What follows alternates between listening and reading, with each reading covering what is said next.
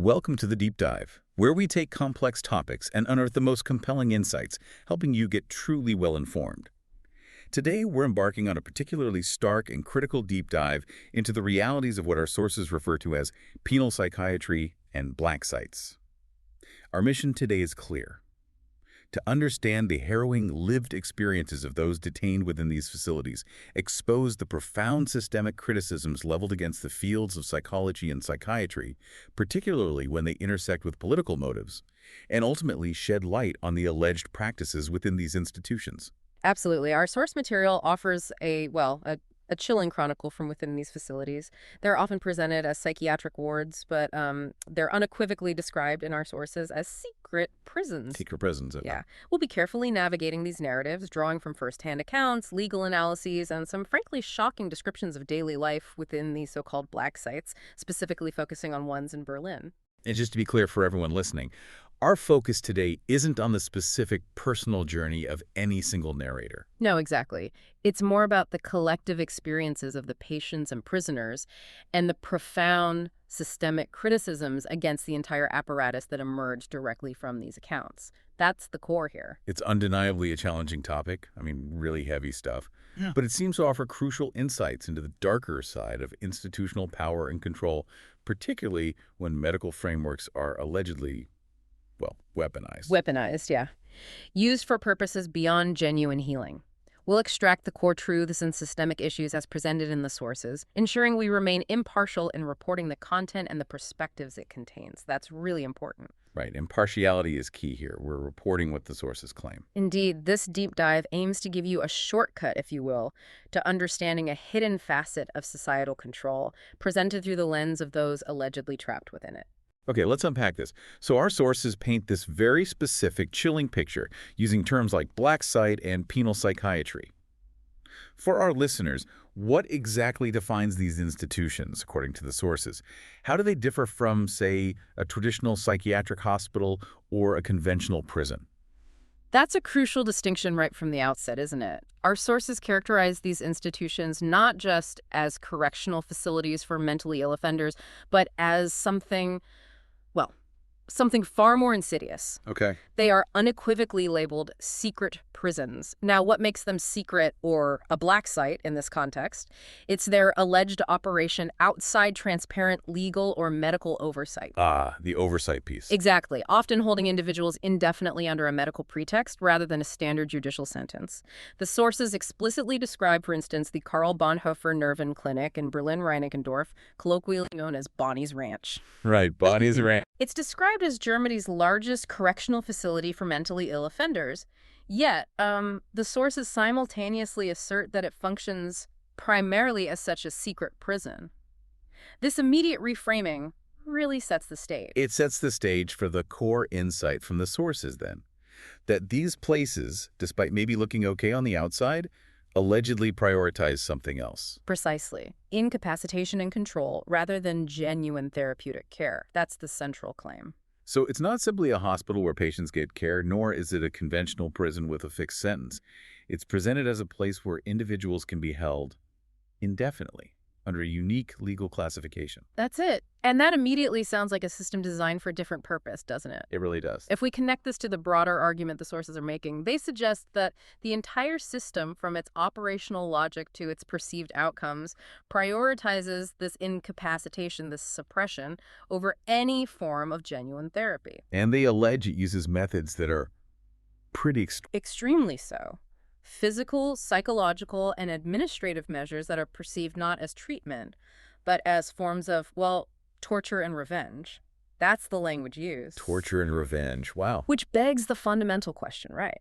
How can a facility ostensibly dedicated to mental health and rehabilitation operate under such descriptions? The strong language directly challenges that benevolent facade. It raises alarms about the true priorities. Control over care, as you said. Exactly. That's the core assertion from the sources. Now, the history of these places, particularly the older sections, the Altbau from the 1880s, the sources detail a pretty disturbing past. What historical practices are mentioned that they imply still connect to its present state? Oh, the history is. Yeah, it's deeply unsettling. Our sources detail a grim past within these very walls. They describe practices like beatings, ice baths, even forced lobotomies. Lobotomies, seriously. And these continued into the late 1970s. Well into the late 1970s, according to the accounts. And these procedures, they sometimes led to victims remaining, quote, at the mental level of a 3-year-old. That's horrifying. And disturbingly, some individuals involved in developing these very methods even received Nobel Prizes. That detail is crucial because it highlights a historical acceptance, even validation, of what we now see as extreme, unethical practices. And there's an even more chilling comparison drawn, isn't there? Yes, the explicit comparison to straff psychiatry or penal psychiatry, as it was practiced in the Soviet Union via der UdSSR, that comparison immediately implies a lineage of political control, of repression. Suggesting the current system might be rooted in a similar authoritarian philosophy. That's the implication the sources draw, yes. And it gets even darker, connecting to the Nazi era.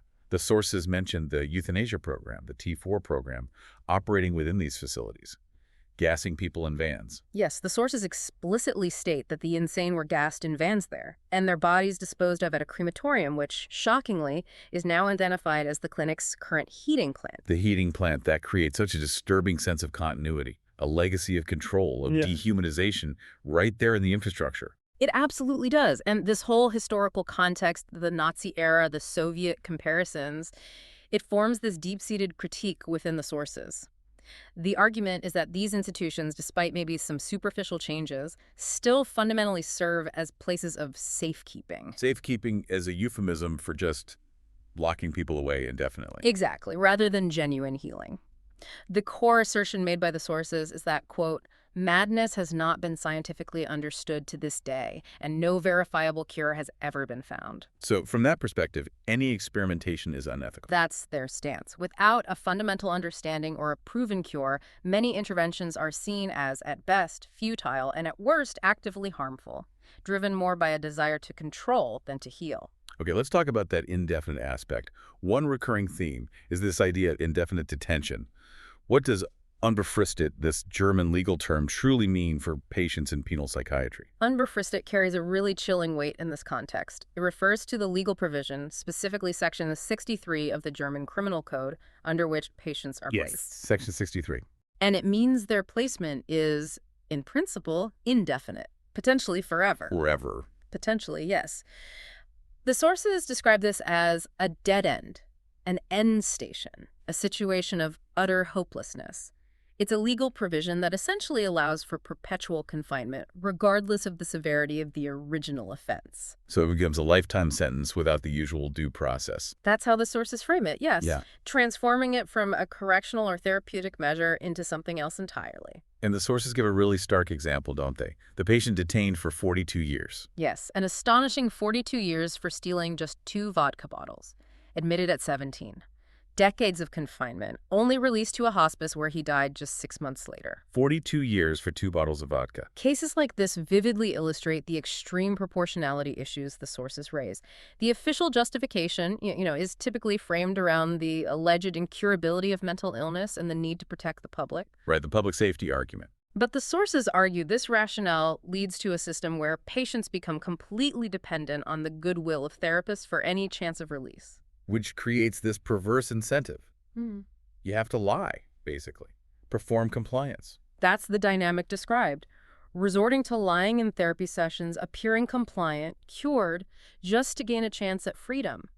Genuine expression, honesty, even critical thought about their situation could jeopardize their only path out. So it undermines any claim of real therapy. It's coercion. It fosters an environment of profound coercion, according to these accounts. The structure of indefinite detention itself creates this profound imbalance of power, turning therapy into a performative act for survival. Okay, let's delve into the direct daily experiences described inside these facilities. The sources depict things like long-term 5-point fixation and permanent isolation, not just as medical procedures, but as, tools of systematic psychological violence. Can you explain what that looks like? Yeah, the 5-point fixation, it refers to restraining someone by tying down their arms, legs, and torso, immobilizing them completely. Okay, but the sources say long-term. Exactly. Not just for hours, but for weeks or even months, according to these accounts, which is a profoundly long time, far beyond what you'd think of as emergency restraint. Weeks or months tied down. The sources explicitly equate this prolonged immobilization to torture. They describe it as a means of psychological decomposition. It's portrayed not as a brief safety measure, but as a sustained, debilitating imposition designed to break a person's will. To break them down. Their mental resilience, their very sense of self, it's presented as a tool of extreme control. We also hear about isolation cells, small concrete rooms, observation windows, and claims patients are gassed at night. Yes, those claims are in the source material, along with descriptions of freezing conditions, like one account of enduring winter in an isolation cell with no heating, a broken window, just thin clothing. It paints a picture of deliberate deprivation, doesn't it? Inflicting suffering. Absolutely. Such conditions, as described, raise immediate, critical questions about fundamental human rights. The sources contend these prolonged states, sensory deprivation, lack of fresh air, no daylight, constant surveillance aren't just disciplinary. They're seen as a strategy. A targeted strategy to destroy mental resilience. That's the phrasing used. This systematic approach is categorized as radical disempowerment and dehumanization, and explicitly labeled torture. So the alleged intent goes beyond just control. It's about dismantling the person. That's the assertion. Dismantling their agency, their sanity, their very sense of self. Now, beyond physical restraint, the sources describe forced medication as particularly perfidious. How is medication allegedly administered, and what are the described effects? Right. Perfidious is the word they use. The sources detail both overt and covert methods. Overtly, there are direct forced injections. They mention something called the Enjumpferung or deflowering incident. Deflowering, what does that mean? It's the term used in the sources to describe the traumatic first forced injection. In one instance, 9 staff members allegedly forcefully administered a depot injection. That's a slow-release psychotropic drug. 9 staff members. Oh. And covert methods, too. Yes, the accounts also describe more insidious covert methods, allegedly poisoned food, soluble coffee deliveries designed to make patients drowsy, sedated. Poison food. That's a serious allegation. It is. It suggests a systemic approach to subduing patients, bypassing consent through both overt force and hidden means, reinforcing that idea of control over care. And the effects described from these forced medications are just devastating, aren't they? Truly horrifying, impacting every aspect of a person's being. Patients becoming, quote, absolute zombie drugs, uncontrolled drooling, being non-conversational, perpetually slow, sedated, constantly hungry, tired. And physical effects, too. Yes. Restlessness, cramps, vision problems. Inner restlessness, severe muscle cramps, restless leg syndrome, impaired vision, diminished fine motor skills, difficulty reading, even following plots in movies or books. These aren't minor side effects. They fundamentally impair the ability to function, communicate, think clearly. It sounds like it changes who you are. That's exactly the point the sources make. And this is where it gets really unsettling. They explicitly claim these drugs, neuroleptics, antidepressants, are given not for healing, but primarily to suppress resistance and systematically destroy personality. Destroy personality. So not just side effects, but an intended outcome. That's the allegation. That patients are essentially treated as guinea pigs pumped with drugs for research purposes without any real success in curing madness. The assertion is that these are, quote, real human experiments. Human experiments conducted without consent, without therapeutic intent. That's the powerful accusation being made. A deliberate violation of medical ethics and human dignity under the guise of treatment, turning patients into subjects of coercive chemical control. The entire narrative suggests this constant environment of psychological manipulation and surveillance, too. What specific tactics are allegedly used by the staff? The sources sometimes use harsh terms like gangsters. Yes, the sources describe staff as frequently unmotivated, lazy, corrupt, ruthless, complicit in torture and manipulation. Accusations include falsifying records, intentionally poisoning food, even using gas on patients. Falsifying records, poisoning food, using gas. These are extreme claims. Extremely serious claims, yes. And surveillance, according to the sources, is omnipresent. Cameras in cells, allegedly even hidden in personal soundbars, allowing constant monitoring of private actions. Hidden cameras. Yeah. That creates this chilling atmosphere of pervasive distrust, doesn't it? Absolutely. Perpetual watching, being targeted, subjected to deliberate psychological pressure. And the alleged goal of these actions, according to the sources, is deeply cynical. It's about provoking reactions. Exactly. Provoking patients into reactions outbursts, refusals that can then be documented as delusions or self-harm, thereby justifying further isolation and continued forced medication. So it's a self-perpetuating cycle. They create the problem to justify the solution. That's the mechanism described.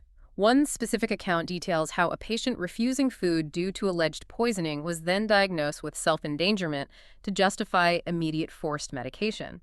It highlights this alleged calculated manipulation of medical diagnoses. Fabricating a medical justification for punitive measures. Which brings us to a crucial point.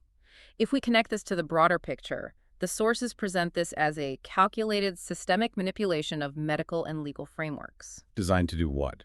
Specifically designed, they allege, to eliminate or control political opponents and other undesirable individuals.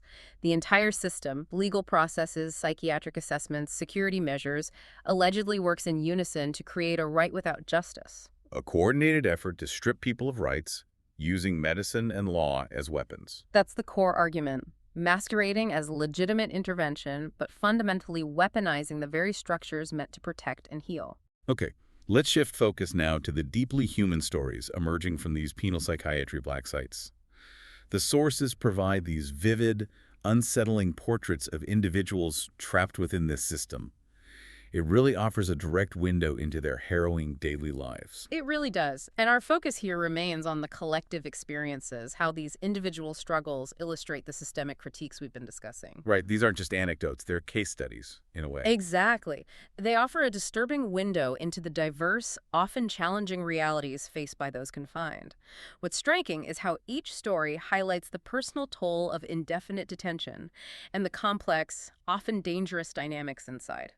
Let's start with a particularly terrifying incident involving a roommate, referred to in the sources as the potential rapist. What happened there? This individual, described as a former street punk, physically imposing, was allegedly caught masturbating directly in front of another patient's face. Oh my God. And then, following that, he attacked the patient, pinning them down for about 10 minutes. It's an agonizing account that highlights the extreme vulnerability of patients, especially if they're sedated. Sedated because they prefer that to being tied down. Exactly. The sources explain patients often preferred heavy sedation to avoid physical restraints, which, tragically, made them more susceptible to assaults like this, unable to defend themselves. And the background on this potential rapist is also deeply unsettling, isn't it? Homophobic, history of crime, substance abuse. Yes, a very troubled history. Coerced into petty crime, drug and alcohol abuse masking mental issues, a prior conviction for throwing a stone at a diplomatic vehicle, plus accusations of pouring hot water on another inmate, a pedophile. And allegedly murdering another pedophile outside the facility. That accusation is also in the sources, yes. It paints this grim picture of someone with a complex, violent past, posing an ongoing threat within that confined environment. Raises serious questions about patient placement and safety. Another character mentioned is Demon. The name itself is suggestive. It certainly is. Demon, described as a Polish Roma, is portrayed as a heavy offender from a young age, consistently stealing from fellow patients. He apparently even learned to pick room locks with a butter knife. So, a predator within the system. That's the depiction. His victims included a pedophile patient who later died by suicide. It illustrates these chaotic, dangerous internal dynamics. Even within supposedly secure confines, a predatory hierarchy could emerge. And what's striking is the alleged impunity he enjoyed, right? Police investigations going nowhere. Exactly. Despite victims reporting thefts, investigations rarely led to charges. Cases often closed because, well, further punishment beyond indefinite detention under Section 63 was deemed impossible or unnecessary. Which raises that question again. How does a system supposedly about rehabilitation tolerate this? It's a critical point the sources make. They allege staff inaction. Even complicity, like a nurse shrugging off a threat from Demon, created a free pass for him. Leading to other patients trying to take matters into their own hands. Yes, attempts at internal retribution. An Arab patient reportedly waiting with a knife for hours. It highlights this profound breakdown of order and safety. Then there's the poignant tragic story of the Turkish gay soldier. His experience sounds horrific, both before and during his time there. Absolutely horrific. He endured brutal beatings and abuse in the Turkish army as an openly gay man.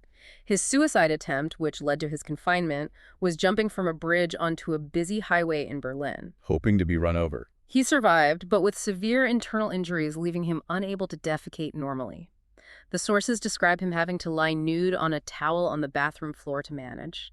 It's a stark, visceral image of his physical suffering and the degrading conditions. And his delusions were incredibly elaborate. Multi-billionaire, launching seas into space. Yes, truly fantastical. Believing his fortune was funding these projects, making way for highways across the Earth, everyone living in cars, believing the Earth was hollow, it showcases the profound disconnection from reality some patients experience. Constructing these complex alternative worlds. As a response to trauma, perhaps, or as part of the illness itself, either way, it highlights the depth of the mental states involved. Another deeply uncomfortable account involves the patient called the Indian fan. This relates to hygiene. Yes, and it's quite graphic. This patient had an artificial anus and allegedly cleaned it nightly in a shared room, leaving a large blood stain. He'd wipe himself with unwashed hands, creating a constant severe health hazard. A health hazard for everyone sharing the space. And the sources describe him intentionally smearing feces on bathroom walls, apparently trying to feign unhygienic conditions in a desperate, perverse bid to get released. It shows such desperation, but also the grim reality of the living conditions. And what's telling is the alleged staff response. The sources note staff wore latex gloves to enter the room, but offered no protective equipment to the other patients forced to live there. So staff protected themselves, but not the other patients. That's the implication, raising critical questions about priorities. Were they more concerned with their own protection than the health, safety, and dignity of the patients under their care? It underscores a troubling imbalance. We also hear about a roommate called the smoked one, whose habits were disruptive in an almost surreal way. Yes, this individual used a tobacco tin as an ashtray, constantly letting cigarette butts smolder, filling the room with acrid smoke. Despite requests, he never put them out. Forcing others to endure this. Exactly. And then there's this surreal incident where another frustrated patient dumped the burning ashes into the smoked one's fresh coffee. And he just drank it. Drank it completely indifferently, according to the sources. As if cigarette butts and ash were normal. It highlights the profound mental state of some patients and the extreme, almost absurdist conditions. Then there's a deeply disturbing account of an attempted sexual assault involving a necrophilic punk and a BDSM stritcher. Right. The narrator describes being lured into a room, supposedly to listen to music, and then being assaulted by the BDSM stritcher, forced into a kneeling position with the threat of three-way hard sex. The necrophile blocked the exit. Trapping him. That's terrifying. He recounts fighting his way out, kicking the necrophile to escape. This necrophile is further described as having murdered a friend and sexually abused the corpse multiple times. And later that night, he shouted, "I am a corpse defiler." Allegedly, yes, while in isolation, a direct quote from the sources, illustrating the depths of his disturbance and the dangerous nature of some individuals there. But this incident also raises that critical question about staff intervention or the lack of it. Absolutely. The sources claim staff members merely watched through a glass door during the assault, only intervening when the narrator threatened the attacker with more isolation, not because of the assault itself. So they watched it happen, allegedly. That's the claim. It suggests, if true, a shocking disregard for patient safety, focusing on control and managing disruptions rather than protecting victims. The Wolfman is another terrifying figure mentioned, a triple murderer. Yes. Killed 3 friends with his bare hands during a delusion, described as receiving the highest medication doses, yet despite 15 years of therapy and expressed remorse. He attacked again, unpredictably. Attacked the querulous neighbor without provocation, almost beating him to death before staff intervened. And even the staff thought he would have killed him. That's what the sources report, and he later showed no clear memory of it. It underscores the persistent danger some individuals posed, despite years of treatment, and raises questions about the effectiveness of interventions in severe cases. Speaking of the querulous neighbor, he sounds like a nightmare roommate himself, obsessed with lawsuits. Extremely so. A 62-year-old patient with querulous delusion or litigation addiction. Extreme contentiousness, pursuing legal action over trivialities, constantly encouraging others to sue.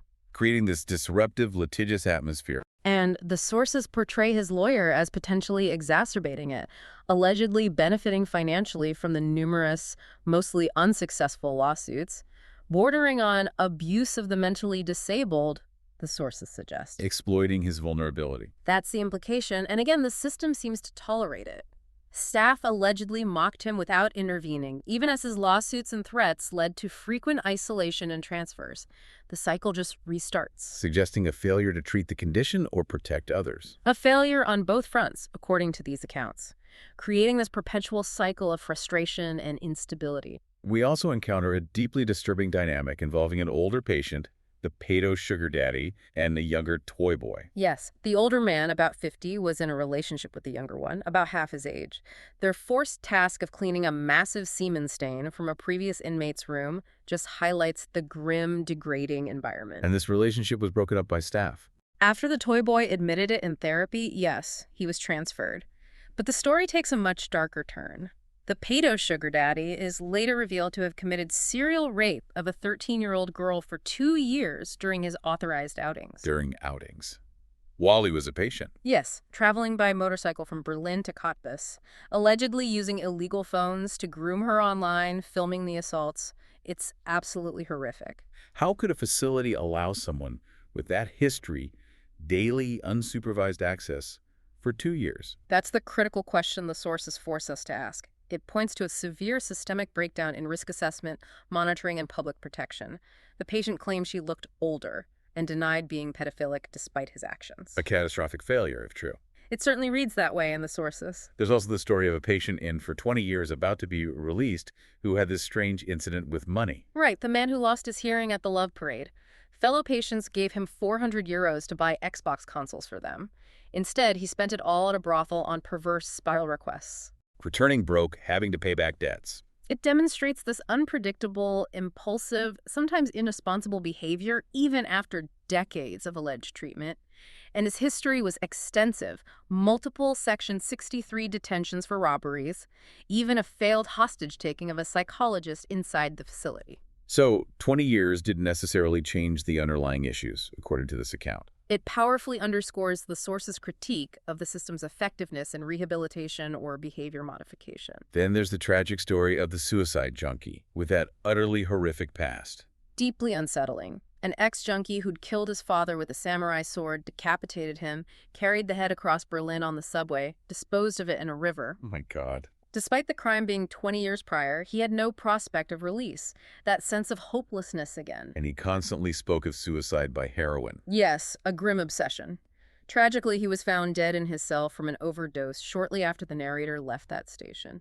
A devastating example of the despair, lack of hope, and fatal outcomes some patients experienced. Another compelling figure is the elderly, hunchbacked East German Quasimodo, who frequently raged against the system. Right, this 75-year-old DDR veteran, financially well off, but illegally buying forbidden items like USB sticks full of porn at Blacksite moon prices, exorbitant rates. And he paid 3,000 euros for a fake escape plan with commandos. A fake plan involving a guerrilla-style liberation commando with machine guns. It shows both the profound desperation for freedom and the ruthless exploitation happening inside. And despite being scammed, he kept plotting and calling staff Stasi and Nazi thugs. Yes, showing his own Stasi file, drawing these direct, chilling parallels to oppressive regimes. He's also known for throwing ceramic plates, reflecting this deep-seated, persistent rage against the system. We also hear about Mr. Sick of It All, with the facial tattoos. Yes, the tattoo literally reading, "Sick of it all." Head and face covered in amateur prison-style tattoos. Claimed not to be gay, but frequently had homosexual sex with other patients, highlighting the complex identities and sexual dynamics. And his escape attempt from court, jumping from the second floor. While handcuffed and shackled, yeah. Breaking both thighs. The sources note the obvious lack of foresight, but it speaks volumes about the sheer desperation to escape, regardless of the consequences. A saddened story sounds particularly complex. LSD, a murder plot, revolutionary ideas. Very complex. An artist, former caretaker, influenced by daily LSD microdoses, which allegedly fueled this bizarre, violent plan. Murder his Iranian ex-wife to spark a revolution in Iran. Believing his Islamic marriage gave him the right for an honorable goal. That was his alleged justification. A profoundly disturbing example of how delusions, combined with substances and extreme ideology, can manifest in terrifyingly violent plans. The sources mention a polyamorous relationship too, and marrying her initially partly for her passport. Just layers of complexity and manipulation, fueled by LSD logic, as the sources put it. Exactly, highlighting that dangerous combination. Finally, the bomb builder, an autistic car mechanic interested in physics. Yes, decorated his walls with complex math formulas. Convicted of building a bomb inside a Kadooey shopping bag, leaving it in a park, it exploded, blinding a homeless man who inspected it. Horrific. And he was caught because he ordered parts online under his own name. A surprising lack of criminal foresight, yes. This anecdote just underscores the diverse, often profoundly disturbed, and sometimes highly dangerous backgrounds of those confined. Okay, so these individual stories, as harrowing and often deeply unsettling as they are, they collectively point towards a really scathing fundamental critique of modern psychology and psychiatry, especially as practiced in these penal psychiatry facilities. Absolutely. The sources repeatedly describe psychology, in particular, as a sham science. That's a direct quote. With an unfulfilled promise of healing. A sham science. Why do they make such a strong claim, especially regarding severe mental illness? Well, the argument presented is that psychology, as practiced, lacks verifiable scientific methodology. They contend, and again this is quoting, "Never in human history has a madman been cured by words," viewing talk therapy as fundamentally ineffective for deep-seated madness. So they see psychologists as useless and powerless in curing madness. That's the language used, yes. And they point directly to the long-term patients people institutionalized for 20, 30, even 40 years. Despite receiving, quote, the full dose of penal psychiatry, individual therapy, group therapy, occupational therapy, psychoeducation, medication, Everything. everything. Yet, according to the sources, these patients remain severely mentally ill. For the sources, this widespread failure to achieve a cure or significant improvement, despite decades of intervention, is presented as evidence that the field's claims are maybe unproven. Rendering the practices futile or even unethical experimentation. That's the conclusion drawn in these accounts. Yeah. Futile at best, unethical experimentation on vulnerable individuals at worst. And it's not just ineffective. Therapy sessions themselves are described as unpleasant, stupid conversations, even citing advice like making pig noises. Yes, or wearing an imaginary protective cloak. It highlights this perceived disconnect between the professional's methods and the patient's realities. A sense of absurdity, maybe even condescension, in the approaches described. So beyond ineffective, the sources argue psychopharmaca are actively harmful. Even more severe critique, yes, actively harmful, describing medications as making patients fat, lazy, dumb, and impotent, overwhelmingly negative impacts on physical and mental well-being. Not for healing, but for control and suppression. That's the narrative presented. And the sources provide those vivid firsthand accounts of side effects from drugs like Haldol, Risperdal, the drooling, the sedation, the hunger, the tiredness. The restlessness, cramps, impaired comprehension. The list we went through earlier, it paints this grim picture of obliterating quality of life. Absolutely. The sources contend medication just makes patients more inactive, less dangerous due to sedation, but critically, not less mad. So not treatment, but chemical torture, with side effects hidden. Chemical torture is the term used, yeah. With devastating side effects deliberately hidden, making patients unable to function or escape. The claim is these drugs serve control and suppression, not healing, turning patients into compliant but still profoundly ill, disempowered individuals. Now here's where the sources introduce an even more profound allegation. Psychiatry as a political weapon. How do they illustrate that? This is a core assertion, especially highlighted by a document they refer to, Mind Games, Penal Psychiatry as a Political Weapon in the FRG 2025. Its stated purpose is to analyze how psychiatric institutions are systematically instrumentalized to suppress political opponents. Systematically instrumentalized. Involving the intertwining of justice, psychiatry, and security authorities working together to create a repressive effect. Not an accident, but a deliberate strategy, according to this view. Using medical diagnoses and treatments as tools for social and political control. That's the assertion. The narrative suggests diagnoses like schizophrenia or catatonic states are used uncritically to justify forced medication, serving as a lever for medicinal coercion. And psychiatric assessments become disenfranchising documents. Right. Crafted to undermine autonomy, justify lifelong detention, often they claim, with hidden political motives. It implies a deliberate misuse of medical authority to control individuals deemed undesirable or nonconformist. Stripping them of rights under a medical guise. And this leads to a critical point the sources stress. Psychiatric assessments are seen as inherently prone to conflicts of interest and lacking independent verification. A systemic flaw enabling repression. That's the argument. This flaw leads to the normalization of repressive penal psychiatry measures. The profound lack of transparency and public oversight is highlighted as a major enabler, allowing these alleged abuses to persist unchecked. Because the subjective nature of diagnosis, without accountability, makes it susceptible to being co-opted. Exactly, turning it into a tool for control rather than care. That's the powerful critique leveled by the sources. Okay, stepping back from individual experiences and the critique of psychiatry, the sources paint this stark picture of systemic failures, a lack of accountability, a disturbing operational logic within these penal psychiatry Blacksites. It sounds like a structure designed for something other than healing. Absolutely. If we connect the dots from the sources, the entire structure appears meticulously designed to suppress critical voices and maintain absolute control, rather than genuinely rehabilitate. It's about institutional power wielded in a way that undermines rights. Profoundly undermines human rights and legal principles, according to these accounts. Operating outside the expected norms of a just society, an alleged system of control masquerading as a medical and correctional framework. The sources frequently lament this right without justice, where legal protections are bypassed. What specific examples illustrate this? They highlight a pattern of arbitrary application or deliberate circumvention of legal provisions.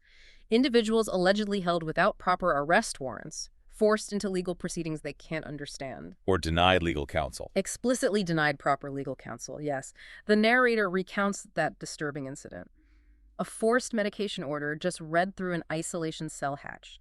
No proper legal documentation, no due process described. A shocking disregard for procedure. It seems so, based on that account. There are further allegations of forged signatures on legal documents, denial of representation because the patient is too crazy to talk on the phone. And the offer of a corrupt lawyer is presented as a trap. Not genuine assistance, but a trap to gain power of attorney, transfer legal jurisdiction to the facility's control.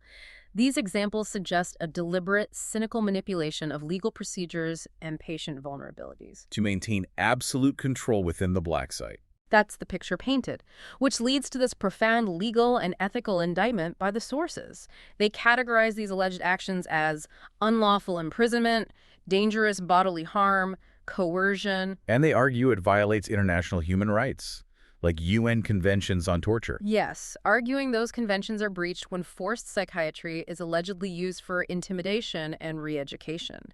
This frames the practices not just as flaws, but as grave, deliberate violations of international law. The sources also allege rampant impunity for staff, describing them as gangsters facing no consequences. Right. Staff accused of active participation in abuse, falsifying reports, leveraging power over patients deemed too crazy to be believed.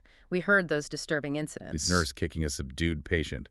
Staff allowing another with a knife to stalk someone. Exactly. Specific incidents cited that, if true, indicate a severe lack of accountability in a culture where violence and abuse are troublingly permitted. And the sources go even further, mentioning secret services, the deep state, orchestrating manipulations. Yes, that's a bold claim made, describing a divide-and-conquer strategy, intentionally provoking patients into violent reactions that then justify their continued detention, painting a picture not just of negligence but of organized malicious intent. A deliberate effort to control dissent. Which leads to perhaps the most sweeping accusation, that penal psychiatry isn't just medical or penal. It's fundamentally a system of societal control and exclusion. Directed against who? Against those who do not conform to the prevailing consensus, reframing the whole operation as social engineering, political repression, rather than well-being or public safety, a mechanism they claim for quietly removing perceived dissidents. The overall impression is of a closed system, shielded from scrutiny. How does this lack of transparency manifest? The sources describe them as institutionally shielded fields, deliberately isolated from external accountability. Politically motivated influences and veiled structures allegedly hinder neutral oversight. Information flows deliberately controlled, whistleblowers repressed. That's the claim. Information controlled to manipulate public perception, whistleblowers facing severe repression, creating an environment where abuses can flourish hidden because there are no effective external checks. And critically, a lack of publicly available, scientifically validated data. Exactly. No solid data on the extent and types of coercive measures used, which inherently fosters public mistrust, making it incredibly difficult for outsiders to assess the true nature and scale of the practices. Which contributes to misuse remaining hidden. Ultimately, yes. As the sources put it, Misuse often remains hidden for a long time, or is only hesitantly perceived by the general public if exposed at all. The argument is that legal constructions and secrecy serve both social control and the elimination of political or social critics. A system actively concealing its operations and objectives under a cloak of medical authority. That's the deeply disturbing picture painted by the sources we've examined today. Hashtag outro. So what does all of this mean for us? This deep dive into penal psychiatry and Blacksites, based directly on the sources, reveals a chilling and deeply unsettling narrative. Alleged control, medical manipulation, severe human rights violations. All disguised, allegedly, under the mantle of public safety and therapeutic care, creating this profound and disturbing dichotomy. Yeah. We've seen how concepts like madness and danger can apparently be weaponized, leading to indefinite detention, forced medication that profoundly alters people, and just immense psychological suffering. The systemic critique presented in these sources really challenges the ethical foundations of psychiatry itself. And it highlights what the sources contend is a critical, urgent need for a robust external oversight and genuine accountability in such institutions. The individual stories, their fears, delusions, desperate acts, the alleged abuses, they paint such a vivid, visceral picture of a hidden reality. If these accounts are true, it's a reality that profoundly defies basic human dignity, legal principles, ethical medical practice. It really underscores the profound vulnerability of individuals within systems that operate with such a dramatic lack of transparency and independent scrutiny. The sources compel us to consider how easily medical interventions, supposedly for care, can transform into terrifying tools of repression when unchecked power is at play. When institutional priorities shift from healing to control. Exactly. This is a heavy topic. The material is deeply disturbing, but it sparks an absolutely essential conversation, doesn't it? About the boundaries of state power, the ethics of care. It really does. And what's truly fascinating and profoundly concerning is how the sources compel us to consider that fine, often imperceptible line between care and control. And how easily that line can be blurred, even erased, when institutions operate outside of public view, shielded from scrutiny. Which raises an imperative question for all of us, really. What happens to a society when the very systems designed to help and protect can allegedly become tools of silent oppression and human rights violations? And perhaps even more critically, how do we ensure that critical thinking, unwavering ethical principles, and fundamental human dignity prevail in the face of such profound and deeply uncomfortable challenges? That's the question we're left with, a crucial one to ponder.